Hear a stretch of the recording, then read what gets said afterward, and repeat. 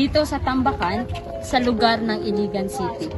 Makikita natin ang mga sinikap ng mga lokal na pamahalaan dito sa Iligan at ng mga non-local government na tinatawag nilang NGOs ay malaki pa rin ang pagtaas ng mga batang lansangan o street children.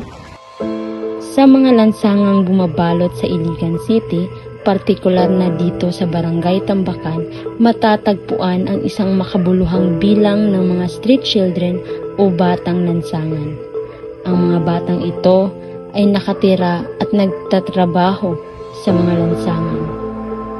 Madalas walang akses sa edukasyon, kalusugan at ibang mga serbisyo sa lipunan. Ang kanilang buhay ay puno ng mga hamon at panganib mula sa pag-aabuso hanggang sa kahirapan.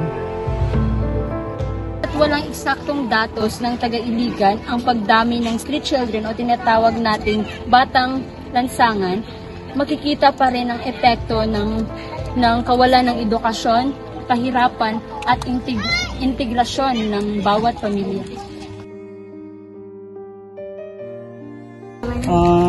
Asan yung balay dira? Ano? Oh. Di ba ganina raman mo nagkuha? Oo. Panihapon na ninyo, panihapon. Oh. Usay mga to mo sa karsada. Usay mga to mo karsada para mga ngitag pagkaon. Bagon mo sa mga dago-dago. Ano man?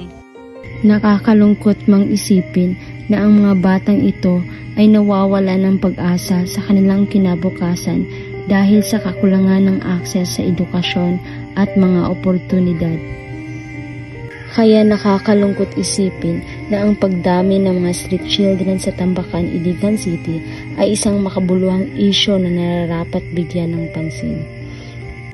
Sa kabila ng mga hamon na ito, ang mga street children sa Tambacan ay patuloy na lumalaban upang mabuhay at magkaroon ng magandang kinabukasan.